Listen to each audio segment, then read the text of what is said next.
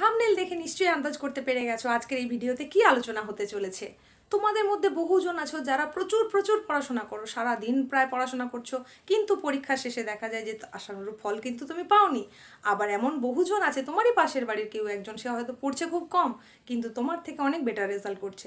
তাহলে কোথায় সমস্যা হচ্ছে, তোমার কোথায় খামতি, কোথায় ঘাটতি, কোথায় ত্রুটি থেকে যাচ্ছে সেগুলো বুঝতে হবে, তো সেগুলো জানতে হবে এবং সংশোধন করতে হবে, আর তাহলেই তোমার রেজাল্টটা অনেক বেশি বেটার হয়ে যেতে পারবে। আর একটা যেটা ইম্পর্টেন্ট কথা সেটা হচ্ছে যে তোমাদের পরীক্ষার সময় গিয়ে দেখলে যে বেশ কিছু প্রশ্ন যেটা তুমি তৈরি করেই যাওনি, তাহলে কি আমরা প্রশ্নটা ছেড়ে দিয়ে চলে আসবো? কখনো না, এটা একেবারেই করা উচিত নয়। আমাদের পরীক্ষার সময় প্রত্যেকটা প্রশ্ন টাচ করা উচিত। যে কোনো ক্ষেত্রে যে কোনো পরীক্ষায় খুব ভালো মার্কস পাওয়ার একটা ট্রিক্সই হচ্ছে যে সমস্ত প্রশ্নকে অ্যাটেন্ড করতে হবে। আর সেই প্রশ্ন যদি আমি না পড়ে যাই তাহলে কি করে অ্যাটেন্ড করব? সেই কৌশলটাই তো শেখাবো তোমাদের, কিভাবে অজানা একটা প্রশ্নের উত্তর লিখে পরীক্ষকের কাছ থেকে নাম্বার আদায় করতে পারবে। সেই কৌশলটাই এখন আমি তোমাদেরকে দেখিয়ে দেবো, খুব সহজে যাতে বুঝতে পারো এবং সেটা অ্যাপ্লাই করতে পারো। তার জন্য ভিডিওটা একটু স্কিপ করো না, প্রথম থেকে শেষ পর্যন্ত দেখে নাও, তা না হলে কিন্তু তুমি বুঝতে পারবে না মাঝে আমি কি কি কথা বলে চলে গেলাম, তা যার ফলে কি হবে, তুমি সেই ট্রিক্সটা অ্যাপ্লাই করতে পারবে না পরীক্ষার খাতায়। সুতরাং দেখতে থাকো, আর যদি ভালো লাগে অবশ্যই লাইক শেয়ার করে দিও।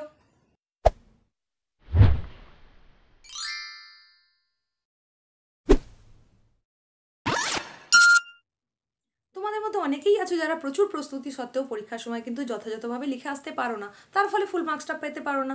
আবার অনেকেই আছো সারা বছর ধরে বেশ ফাঁকি দিয়ে ফেলেছো, তাহলে ফলস্বরূপ কী হতে পারে, রেজাল্টটা স্বাভাবিকভাবেই খারাপ হয়ে যাবে। আরে তোমরা তো পরীক্ষার হলে গিয়ে দেখবে অনেক প্রশ্নই অজানা, তাহলে লিখবে কী করে? আর যদি না লিখতে পারো ফলটা তো খারাপ হবেই।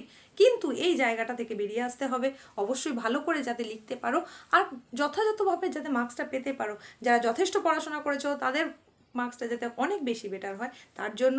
আর যারা সারা বছর বিশেষ পড়াশোনা করোনি অথচ তাদেরকে পাসটা করতে হবে, তাদের জন্য, তোমাদের এই দুই শ্রেণীর ছাত্রছাত্রীদের জন্যই কিন্তু আজকের এই ভিডিওটা খুব কার্যকরী হতে চলেছে, তাই দেখতে থাকো। নিশ্চয়ই ভাবছো ম্যাম এসব আবার কি কথা বলছে, আমি যে প্রশ্ন পড়েই যাইনি তার আবার উত্তর কি করে লিখবো? হ্যাঁ, লিখতে পারবে, তুমিও লিখতে পারবে, এবং একেবারে ছেড়ে আসার থেকে তুমি কিছু হলেও সেখানে নাম্বার আদায় করে আসতে পারবে পরীক্ষকের কাছ থেকে। সেটাই তো আমি দেখাবো এখন। তাই একটু স্কিপ না করে প্রথম থেকে শেষ পর্যন্ত মনোযোগ দিয়ে দেখে নাও, দেখবে তাহলে কিভাবে সেই রহস্যটা উন্মোচিত হচ্ছে যে অজানা প্রশ্নের উত্তর তুমি কিভাবে লিখে আসবে আর কিছু হলেও অন্তত নাম্বার পাবে।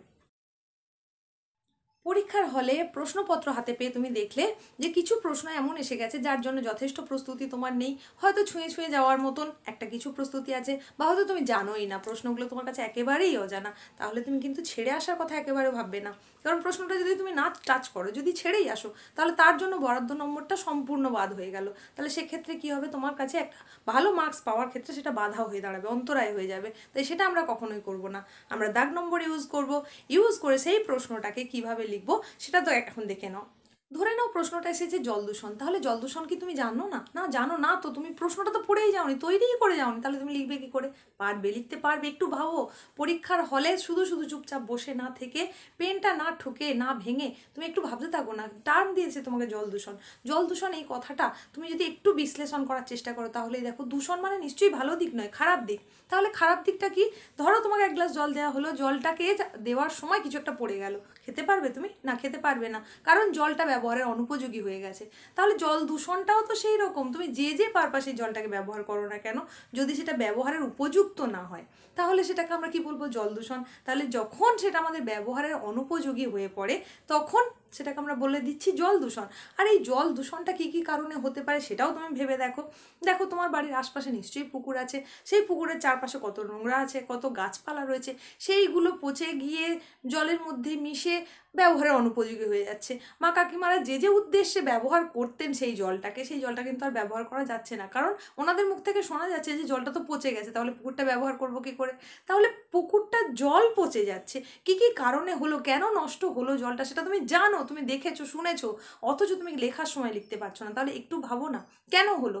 সেখানে রাসায়নিক পদার্থ মিশতে পারে, বা কোনো আবর্জনা মিশতে পারে, নোংরা আবর্জনা মিশতে পারে, বা কোনো আশপাশের যে সমস্ত গাছপালা রয়েছে সেখানে পাতা পড়ে গিয়ে সেটা জলের মধ্যে পচে গিয়ে নষ্ট হয়ে যেতে পারে। তাহলে এই সমস্ত কারণ যেগুলো তোমার কাছে জানা, তুমি হয়তো ডিটেলসে 5-এ 5 পাওয়ার মতন করে লিখতে পারবে না, কিন্তু 5-এ 3 পাওয়ার মতন লেখার কন্টেন্ট তোমার কাছে আছে, তুমি সেটা ভাবতে পারছো না, তাই লিখতে পারছো না। তাহলে একটু সময় নিয়ে ভাবো, ভেবে নিয়ে সেই সম্বন্ধে 2-4 কথা লিখে দাও, তাহলে দেখবে নাম্বারটা অবশ্যই পাচ্ছ।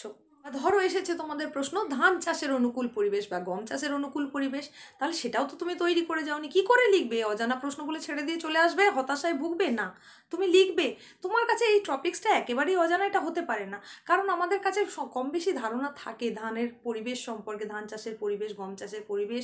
যে কোনো অনুকূল পরিবেশ হতে গেলে সেটা ভালো কী কী কারণে হতে পারে, বা কী কারণে তার ক্ষতি হতে পারে, কী কারণে সেগুলো নষ্ট হতে পারে। তুমি এটা জানো না কি যে প্রাকৃতিক দুর্যোগের জন্য সেই খাদ্যশস্যটার উৎপাদনের ব্যাহত হয়, খারাপ হয়।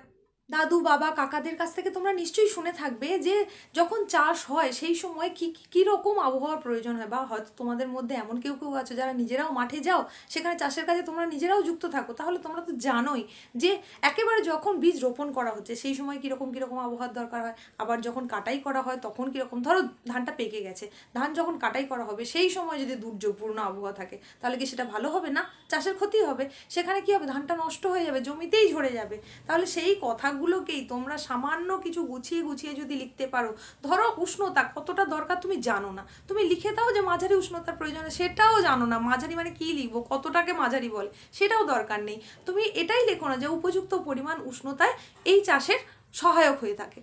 লিখে দাও না যে এখানে উর্বর মৃত্তিকা ছাড়া, কোনো চাষই কিন্তু উর্বর মৃত্তিকা ছাড়া হতে পারে না। এবার সেটা লৌহ মিশ্রিত হবে নাকি কৃষ্ণ মৃত্তিকা হবে সেটা তুমি জানো না, জানার দরকার নেই। তুমি জানো না যখন তখন মৃত্তিকা পয়েন্ট করে শুধু এটুকুই লিখে দাও যে উর্বর মৃত্তিকায় এই চাষ ভালো হয়ে থাকে।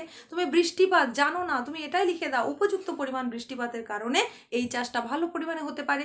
বা একটা সুন্দর কথা, যেমন ধরো রৌদ্রোজ্জ্বল আবহাওয়ার প্রয়োজন হয়, এই কথাটা যদি তুমি উল্লেখ করো, এটা একটা শুনতেও ভালো শব্দ। আর তাছাড়া দেখো যে কোনো চাষের জন্য সারাদিনই বৃষ্টি হচ্ছে এটা কিন্তু প্রয়োজন হয় না, অবশ্যই রোদ্দুরের প্রয়োজন হয়। তাহলে তুমি এটা লিখে দাও রৌদ্র করজ্জ্বল আবহাওয়ার প্রয়োজন হয়, তাহলে সেটা একটা অ্যাপ্রোপ্রিয়েট শব্দও হলো, আর ওখানটা কিন্তু কাটারও কোনো জায়গা থাকবে না। আবার অর্থনৈতিক পরিবেশের ক্ষেত্রে দেখো যে কোনো চাষ তখনই ভালো হতে পারবে যখন তার চাহিদা থাকবে, চাহিদা থাকতে হবে, বাজার থাকতে হবে, উন্নত প্রযুক্তি থাকতে হবে, তার প্রয়োজনীয় দক্ষ শ্রমিক চাই, শক্তি সম্পদ চাই, বিদ্যুৎ শক্তি চাই, এত কিছুর দরকার হয়। তাহলে সেইগুলোকে যদি তুমি একটা একটা করে পয়েন্ট করে প্রত্যেকটাকে এক লাইন করেও যদি ডেসক্রাইব করে দাও, তোমাকে 5 নম্বরের মধ্যে 3 দিতে পরীক্ষক বাধ্য থাকবেন। তাই ছেড়ে আসার কোনো প্রশ্ন নেই, প্রত্যেকটা প্রশ্নকে অ্যাটেন্ড করতে হবে এবং সেটাকে বুঝে নিয়ে সেই অনুযায়ী অবশ্যই তার অ্যান্সারটা করতে হবে। দেখো আমাদের লক্ষ্য হচ্ছে কোনো প্রশ্ন না ছেড়ে তার মোটামুটি একটা উত্তর লিখে যথেষ্ট নাম্বারটা তুলে নেওয়া, কারণ আমরা ছেড়ে এলে ওই দাগের নাম্বারটা পাবোই না। এটাই যখন আমাদের লক্ষ্য, তাহলে সেটা লিখতে গিয়ে কিন্তু তোমরা এমন কোনো গল্প লিখে আসবে না যেটার জন্য পরীক্ষক আবার অফেন্ডেড হয়ে যাবেন, এরকম কিন্তু নয়। তোমাকে যে প্রশ্নটা পড়েছে সেটাকে আগে একটু বিশ্লেষণ করে নিতে হবে, নিজে নিজে একটু বিচার বুদ্ধি দিয়ে তুমি একটু বিশ্লেষণ করে নেবে যে কী ধরনের কী উত্তরটা জানতে চাইতে পারে, সেই বিষয়ক জিনিসই কিন্তু তুমি ওখানে লেখার চেষ্টা করবে। অন্য আদার্স কোনো গল্প লিখে আসবে না, যার জন্য পরীক্ষক নম্বর দেওয়া তো দূরের কথা এতটাই অফেন্ডেড হয়ে গেলেন যে যে প্রশ্নের উত্তরটা তুমি ভালো লিখেছো তার জন্য কিন্তু মার্কসটা হয়তো ডিডাক্ট হয়ে যাবে। তাই সে ব্যাপারে কিন্তু যথেষ্ট সচেতন থেকো, খুব মন দিয়ে পড়াশোনা করো। উদাহরণ দিয়ে আমি বোঝানোর চেষ্টা করলাম যে অজানা প্রশ্নের উত্তর কিভাবে লিখে তুমি পরীক্ষকের কাছ থেকে নাম্বারটা আদায় করতে পারো। একেবারে ছেড়ে না এসে তুমি যদি এই পদ্ধতিতে তুমি পরীক্ষার খাতায় লিখে আসতে পারো, তাহলে দেখবে তোমার কিন্তু পরীক্ষার নম্বর অনেকাংশে বেড়ে গেছে। এরকমই গুরুত্বপূর্ণ কৌশলগুলো শিখে নিতে গেলে তোমাদেরকে কী করতে হবে, চ্যানেলটাকে সাবস্ক্রাইব করে রাখতে হবে। আজকে আর বাড়াচ্ছি না, চলো পরবর্তীতে আবার নতুন কিছু নিয়ে চলে আসছি।